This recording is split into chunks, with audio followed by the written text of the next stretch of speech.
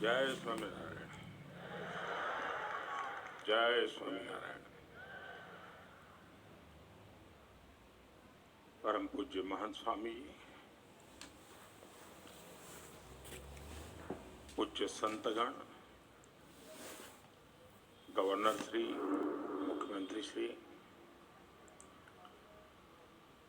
और उपस्थित सभी सत्संगी परिवारजन,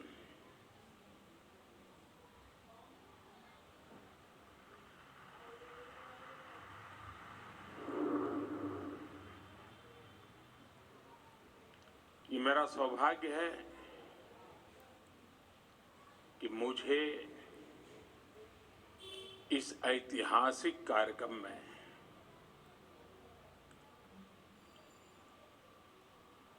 साक्षी बनने का, साथी बनने का और सत्संगी बनने का सौभाग्य प्राप्त हुआ है।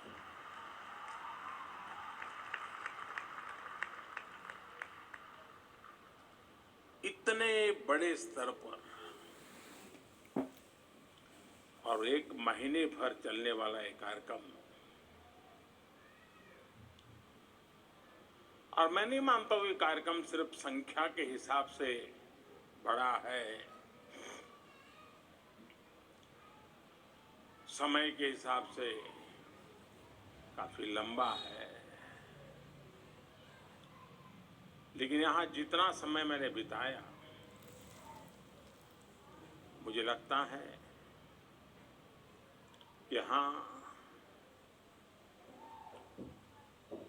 एक दिव्यता की अनुभूति है।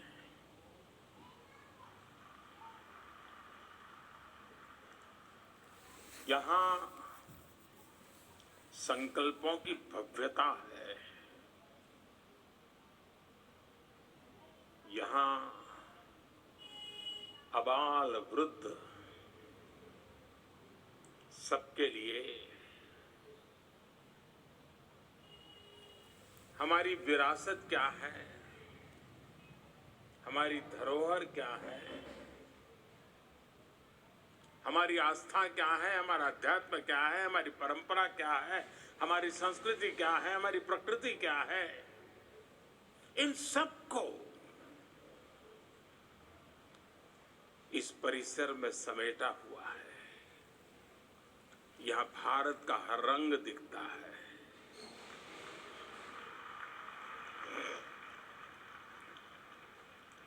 मैं इस अवसर पर सभी पूज्य संतगण को इस आयोजन के लिए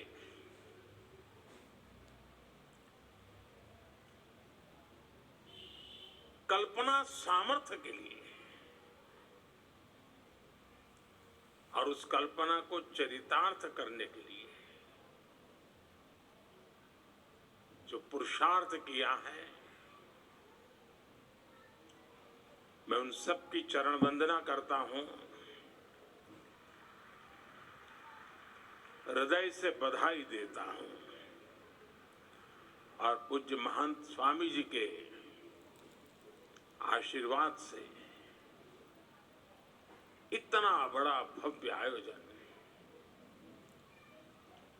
और ये देश और दुनिया को आकर्षित करेगा, इतना ही नहीं है, ये प्रभावित करेगा, ये आने वाली पीढ़ियों को प्रेरित करेगा।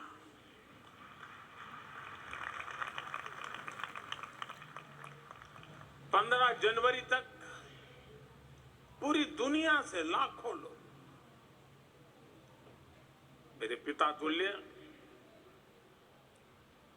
पूज्य प्रमुख स्वामी जी के प्रति श्रद्धा व्यक्त करने के लिए यहां पधारने वाले हैं। आप में से शायद बहुत लोगों को पता होगा, यूएन में भी, संयुक्त राष्ट्र में भी प्रमुख स्वामी जी के शताब्दी समारोह मनाया गया, और ये इस बात का सबूत है कि उनके विचार कितने शाश्वत हैं, कितने सार्वभौमिक है, और जो हमारी महान परंपरा संतों के द्वारा प्रस्थापित, वेद से विवेकानंद तक जिस धारा को प्रमुख स्वामी जैसे महान संतों ने आगे बढ़ाया, वसुधैव कुटुंबकम की भावना आज शताब्दी समारोह में उसके भी दर्शन हो रहे हैं। ये जो नगर बनाया गया है, यहां हमारे हजारों वर्ष की हमारी महान संत परंपरा, समृद्ध संत परंपरा, उसके दर्शन एक साथ हो रहे हैं। हमारी संत परंपरा किसी मत, पंथ, आचार, विचार सिर्फ उसको फैलाने तक सीमित नहीं रही है। हमारे संतों ने पूरे विश्व को जोड़ने, वसुधैव कुटुंबकम के शाश्वत भाव को सशक्त किया है। और मेरा सौभाग्य है, अभी ब्रह्म बिहारी जी स्वामी कुछ न अंदर की बातें भी बता दे रहे हैं।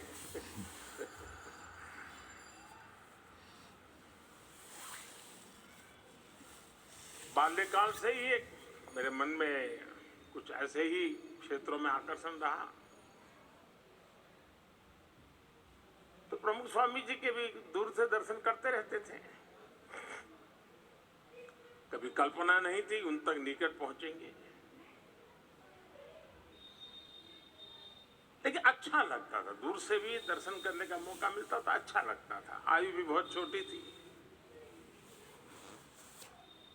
लेकिन जिज्ञासा बढ़ती जाती थी। कई वर्षों के बाद 1981 में मुझे पहली बार अकेले में उनके साथ सत्संग करने का सौभाग्य मिला।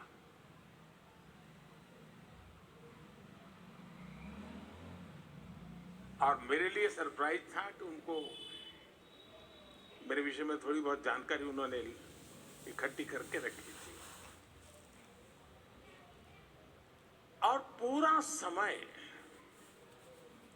न कोई धर्म की चर्चा, न कोई ईश्वर की चर्चा, न कोई अध्यात्म की चर्चा, कुछ नहीं। पूरी तरह सेवा,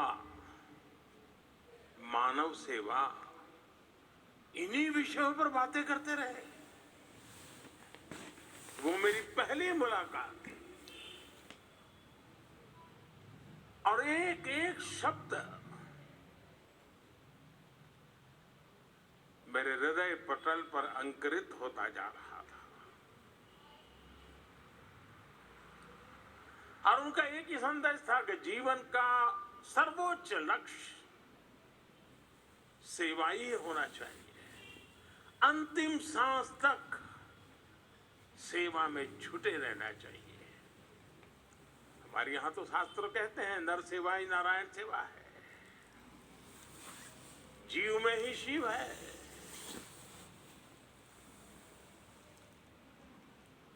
लेकिन बड़ी बड़ी आध्यात्मिक चर्चा को बहुत ही सरल शब्दों में समाहित करते, जैसा व्यक्ति वैसा ही वो परोसते थे, जितना वो पचा सके, जितना वो ले सके। अब्दुल कलाम जी इतने बड़े वैज्ञानिक, उनको भी उनसे मिलकर के कुछ न कुछ मिलता था और संतोष होता था। और मेरे जैसा एक सामान्य सोशल वर्कर, वो भी जाता था, उसको भी कुछ मिलता था, संतोष होता था। ये उनके व्यक्तित्व की विशालता थी, व्यापकता थी, गहराई थी। और एक आध्यात्मिक संत के नाते तो बहुत कुछ आप कह सकते हैं, जान सकते हैं। लेकिन मेरे मन में हमेशा रहा है कि वे सच्चे अर्थ में एक समाज सुधारक थे, वे एक रिफॉर्मिस्ट थे। और हम हम जब उनको अपने अपने तरीके से याद करते हैं, लेकिन एक तार मुझे जो हमेशा नजर आता है, हो सकता है उस माला में अलग अलग मणके हमको नजर आते, मोती नजर आते होंगे, लेकिन अंदर का जो तार है वह एक प्रकार से मनुष्य कैसा हो, भविष्य कैसा हो, व्यवस्थाओं में परिवर्तनशीलता क्यों हो, अधिष्ठान आदर्शों से जुड़ा हुआ हो, लेकिन आधुनिकता के सपने, आधुनिकता की हर चीज को स्वीकार करने वाले हो। एक अद्भुत संयोग, एक अद्भुत संगम। उनका तरीका भी बड़ा अनूठा था। उन्होंने हमेशा लोगों के भीतर की अच्छाई को प्रोत्साहित किया। कभी ये नहीं कहा हाँ भाई तुम है ऐसा करो, ईश्वर का नाम लो ठीक हो जाएगा। नहीं, होगी तुम्हारी कमियां होगी, मुसीबत होगी, लेकिन तेरे अंदर ये अच्छाई है, तुम उस पर ध्यान केंद्रित करो। और उसी शक्ति को वो समर्थन देते थे, खाद पानी डालते थे। आपके भीतर की अच्छाइयां ही आपके अंदर आ रही पनप रही बुराइयों को वहीं पर खत्म कर देगी। ऐसा एक उच्च विचार और सहज शब्दों में वो हमें बताते रहते थे। और इसी माध्यम को उन्होंने एक प्रकार से मनुष्य के संस्कार करने का, संस्कारित करने का, परिवर्तित करने का माध्यम बनाया। सदियों पुरानी बुराइयां जो हमारे समाज जीवन में ऊंच नीच भेदभाव, उन सबको उन्होंने खत्म कर दिया और उनकी व्यक्तिगत स्पर्श रहता था और उसके कारण ये संभव होता था। मदद सबकी करना, चिंता सबकी करना, समय सामान्य रहा हो या फिर चुनौती का काल रहा हो। पूज्य प्रमुख स्वामी जी ने समाज हित के लिए हमेशा सबको प्रेरित किया, आगे रह करके, आगे बढ़ करके योगदान दिया। जब मोरबी में पहली बार मच्छू डैम की तकलीफ हुई, मैं वहां वॉलेंटियर के रूप में काम करता था। हमारे प्रमुख स्वामी, कुछ संत, उनके साथ सत्संगी, सबको उन्होंने भेज दिया था और वो भी वहां हमारे साथ मिट्टी उठाने में काम में लग गए थे, डेड बॉडीज का अग्नि संस्कार करने में काम में लगे थे। याद है 2012 में मुख्यमंत्री पद की शपथ लेने के बाद मैं उनके पास गया। आमतौर पर मैं मेरे जीवन के जो भी कई महत्वपूर्ण पड़ाव आए होंगे, प्रमुख स्वामी के पास अवश्य गया। शायद बहुत लोग, कम लोगों को पता होगा, मैं 2002 का चुनाव लड़ रहा था। पहली बार मुझे चुनाव लड़ना था, पहली बार नामांकन भरना था और राजकोट से मैं उम्मीदवार होना था। तो वहाँ दो संत मौजूद थे। मैं जब वहाँ गया तो उन्होंने मुझे एक डिब्बा दिया। मैंने खोला तो अंदर एक पेन थी। उन्होंने कहा कि प्रमुख स्वामी ने भेजा है, आप जब नामांकन में हस्ताक्षर करेंगे तो इस पेन से करना।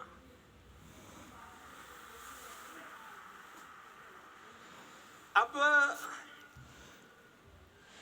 वहां से लेकर मैं काशी चुनाव के लिए गया, एक भी चुनाव ऐसा नहीं है जब मैं नामांकन करने गया और उसके लिए मुझे हस्ताक्षर करने के लिए पेन पूज्य प्रमुख स्वामी जी के व्यक्ति आकर के खड़े न हुआ। और जब काशी गया तब तो मेरे लिए सरप्राइज था। उस पेन का जो कलर था वो बीजेपी के झंडे के कलर का था। ढक्कन उसका जो था वो ग्रीन कलर का था और नीचे का हिस्सा ऑरेंज कलर का था। मतलब पहले कई दिनों से उन्होंने संभाल के रखा होगा और याद कर करके उसी रंग की पेन मुझे भेजना यानी व्यक्तिगत रूप से, वरना उनका कोई क्षेत्र नहीं था कि मेरी इतनी केयर कर रहा। शायद बहुत लोगों का आश्चर्य होगा सुन करके, 40 साल में शायद एक साल ऐसा नहीं गया होगा कि हर वर्ष प्रमुख स्वामी जी ने मेरे लिए कुर्ता पैजामा का कपड़ा न भेजा हो।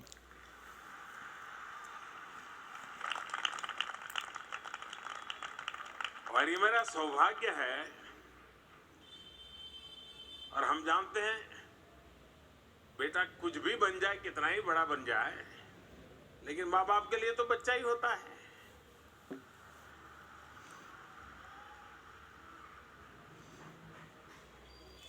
देश ने मुझे प्रधानमंत्री बना दिया, लेकिन जो परंपरा प्रमुख स्वामी चलाते थे, पूज्य महंत स्वामी देवी, अब तक वो कपड़ा भेजना चालू है।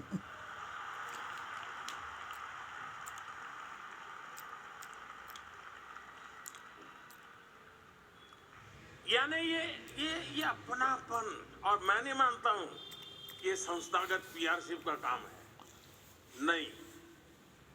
एक आध्यात्मिक नाता था, एक पिता पुत्र का स्नेह था,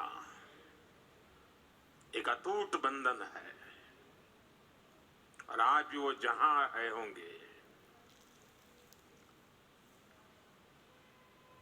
मेरे हर पल को वो नजर करते होंगे, देखते होंगे।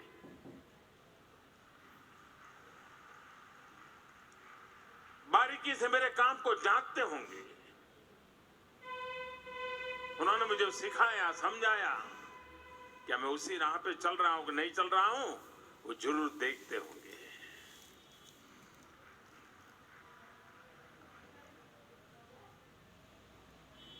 कच्छ में भूकंप, जब मैं वॉलेंटियर के रूप में कच्छ में काम करता था, तब तो मेरा मुख्यमंत्री का कोई सवाल ही नहीं उठता था। लेकिन वहां सभी संत मुझे मिले तो सबसे पहले, भाई तुम्हारी खाने की क्या व्यवस्था है?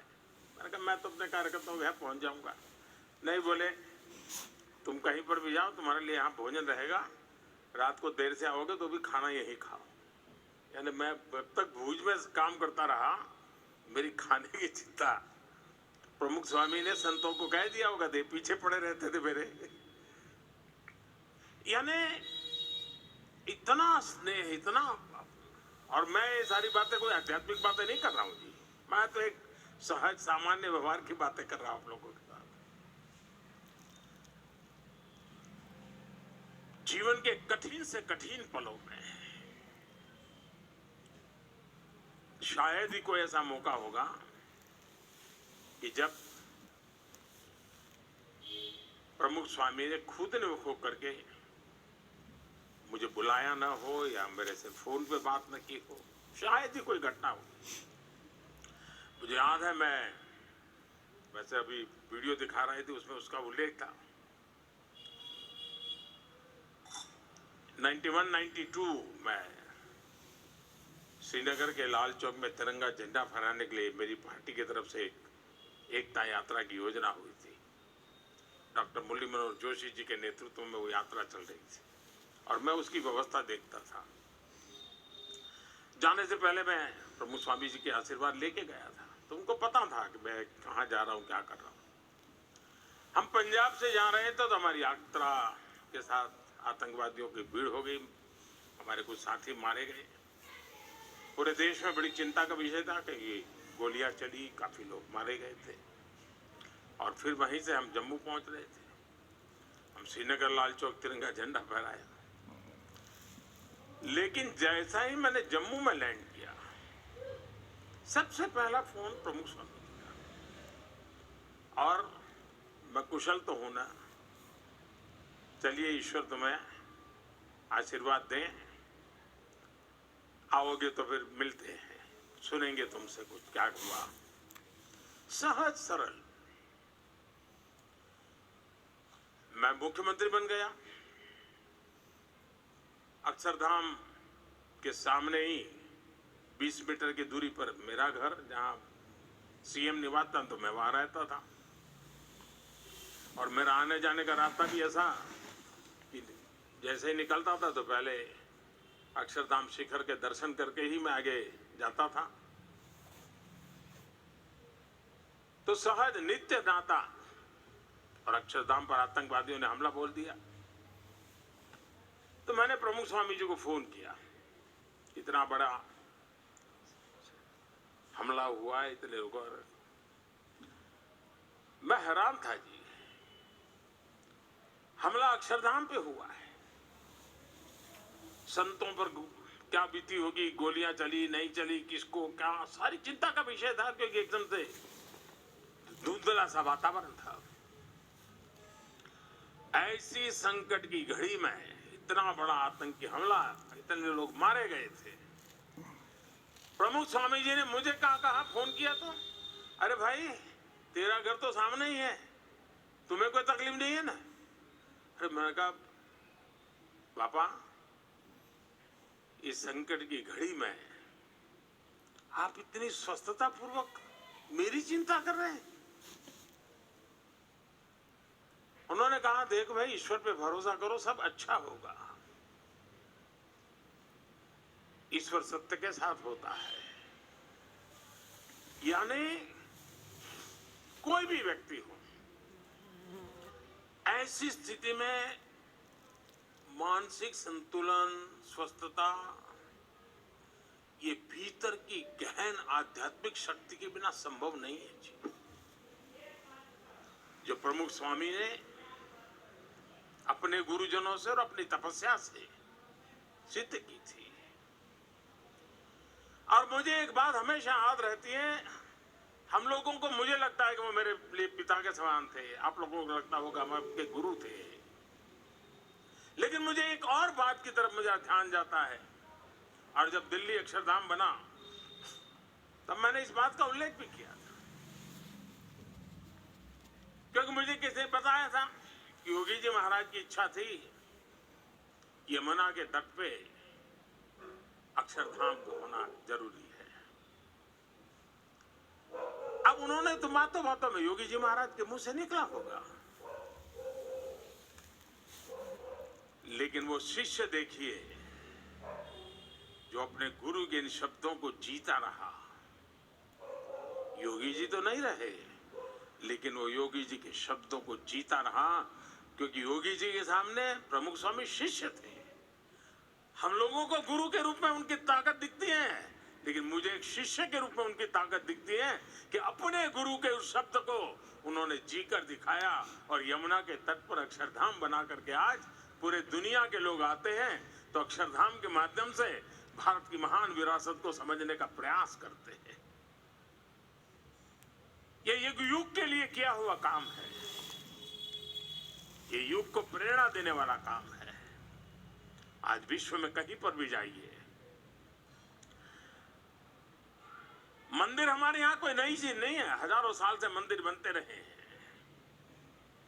लेकिन हमारी मंदिर परंपरा को आधुनिक बनाना, मंदिर व्यवस्थाओं को आध्यात्मिकता और आधुनिकता को मिलन करना, मैं समझता हूं कि एक बड़ी परंपरा प्रमुख स्वामी जी ने प्रस्थापित की।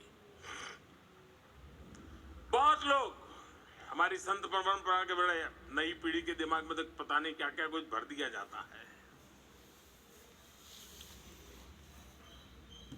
ऐसा ही मानते हैं।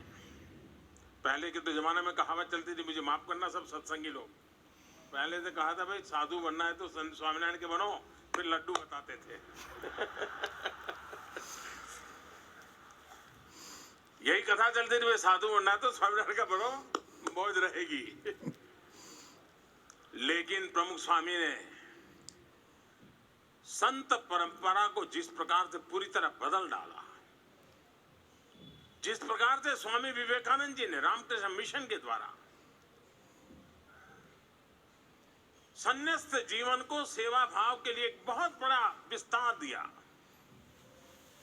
प्रमुख स्वामी जी ने भी संत यानी सिर्फ स्व के कल्याण के लिए नहीं है, संत समाज के कल्याण के लिए हैं। और हर संत को उसलिए उन्होंने तैयार किया। यहां बैठे हुए हर संत किसी न किसी सामाजिक कार्य से निकल करके आए हैं, और आज भी कोई न कोई सामाजिक कार्य का काम उनके जिम्मा है। सिर्फ आशीर्वाद देना और तुमको मोक्ष मिल जाए ये नहीं है। जंगलों में जाते हैं, आदिवासियों के बीच में काम कर रहे हैं। एक प्राकृतिक आपदा हुई तो वॉलेंटियर के रूप में जीवन खपा देते हैं। और ये परंपरा खड़ी करने में पूज्य प्रमुख स्वामी महाराज का बहुत बड़ा योगदान है। वे जितना समय और शक्ति और प्रेरणा देते थे मंदिरों के माध्यम से विश्व में हमारी पहचान बने, उतना ही सामर्थ्य वे संतों के विकास के लिए करते थे। प्रमुख स्वामी जी चाहते तो गांधीनगर में रह सकते थे, अहमदाबाद में रह सकते थे, बड़े शहर में रह सकते थे, लेकिन उन्होंने ज्यादातर सारंगपुर में अपना समय बिताना पसंद किया, यहां से 80-90 किलोमीटर दूर। और वहां क्या किया, उन्होंने संतों के लिए ट्रेनिंग इंस्टीट्यूट पे बल दिया। और मैं तो आज मुझे कोई भी अखाड़े के लोग मिलते हैं तो मैं उनको कहता हूं कि आप 2 दिन के लिए सारंगपुर जाइए, संतों की ट्रेनिंग कैसी होनी चाहिए, हमारे महात्मा कैसे होने चाहिए, साधु महात्मा कैसे होने चाहिए, ये देख करके और जाते हैं, और वो जाते हैं देख करके आते हैं। यानी आधुनिकता, उसमें लैंग्वेज भी सिखाते हैं, अंग्रेजी भाषा सिखाते हैं, संस्कृत भी सिखाते हैं, विज्ञान भी सिखाते हैं, हमारी स्पिरिचुअल परंपराओं भी सिखाई जाती है। यानी एक संपूर्ण प्रयास विकास कर करके समाज में संत भी ऐसा होना चाहिए जो सामर्थ्यवान होना चाहिए। सिर्फ त्यागी होना जरूरी है, इतने से बात बनेगी, त्याग तो हो लेकिन समर्थ होना चाहिए। और उन्होंने पूरी संत परंपरा जो पैदा की है, जैसे उन्होंने अक्षरधाम मंदिरों के द्वारा विश्व में एक हमारी भारत की महान परंपरा को परिचित करवाने के लिए एक माध्यम बनाया है, वैसे उत्तम प्रकार की संत परंपरा का निर्माण में भी पूज्य प्रमुख स्वामी जी महाराज ने एक इंस्टीट्यूशनल मैकेनिज्म खड़ा किया। वो व्यक्तिगत व्यवस्था के तहत नहीं, उन्होंने इंस्टीट्यूशनल मैकेनिज्म खड़ा किया है। इसलिए शताब्दियों तक व्यक्ति आएंगे जाएंगे, संत नए नए आएंगे, लेकिन ये व्यवस्था ऐसी बनी है कि एक नई परंपरा की पीढ़ियां बिनने वाली हैं। ये मैं अपनी आंखों के सामने देख रहा हूं।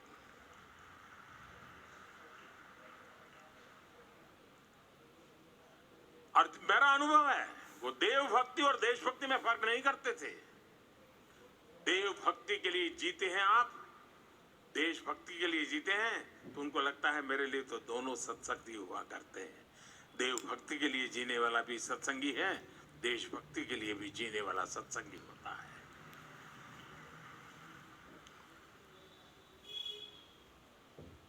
आज प्रमुख स्वामी जी की इस शताब्दी का समारोह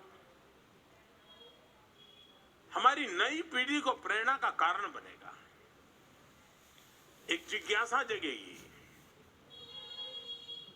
आज के युग में भी, और आप प्रमुख स्वामी जी के डिटेल में जाइए, कोई बड़े बड़े तकलीफ हो ऐसे कोई उपदेश नहीं दिए उन्होंने, सरल बातें की, सहज जीवन की उपयोगी बातें बताई और इतने बड़े समूह को जोड़ा। मुझे बताया गया 80,000 वॉलेंटियर्स हैं। अभी हम आ रहे थे तो प्रमुख स्वामी जी हमारे ब्रह्मविहारी जी मुझे बता रहे थे कि ये सारे स्वयंसेवक हैं और वो प्रधानमंत्री जी को गीट कर रहे हैं। मैंने कहा आप भी तो कमाल आदमी हो यार, भूल गए क्या? मैंने कहा वो स्वयंसेवक है, मैं भी स्वयंसेवक हूँ, हम दोनों एक दूसरे को हाथ कर रहे हैं। तो मैंने कहा आप 80,000 में एक और जोड़ दीजिए।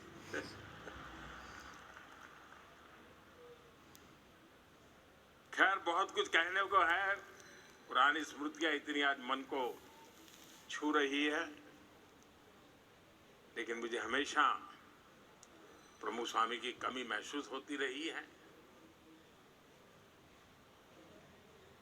और मैं कभी उनके पास कोई बड़ा ज्ञानार्थ कभी नहीं किया मैंने, ऐसे अच्छा लगता था, जाके बैठना अच्छा लगता था। जैसे पैर के नीचे बैठते, थके हुए हो, पैर के नीचे बैठते हुए कितना अच्छा लगता है। अब पैर थोड़ा हमको भाषण देता है। मैं प्रमुख स्वामी के पास बैठता था, ऐसा ही लगता था जी, एक बट वृक्ष की छाया में बैठा हूं। एक ज्ञान के भंडार के चरणों में बैठा हूं। पता नहीं मैं इस चीजों को कभी लिख पाऊंगा कि नहीं लिख पाऊंगा, लेकिन मेरे अंतर मन की जो यात्रा है, वो यात्रा का बंधन ऐसी संत परंपरा से रहा हुआ है, आध्यात्मिक परंपरा से रहा हुआ है। और उसमें पूज्य योगी जी महाराज, पूज्य प्रमुख स्वामी महाराज और आज पूज्य महंत स्वामी महाराज, बहुत बड़ा सौभाग्य है मेरा कि मुझे ऐसे सात्विक वातावरण में, तामसिक जगतों के बीच में अपने आप को बचा करके काम करने का ताकत मिलती रहती है, एक निरंतर प्रभाव मिलता रहता है। और इसी के कारण राजसी भी नहीं बनना है, तामसी भी नहीं बनना है, सात्विक बनते हुए चलते रहना है, चलते रहना है, चलते रहना है। आप सबको बहुत बहुत शुभकामनाएं। जय स्वामीनारायण।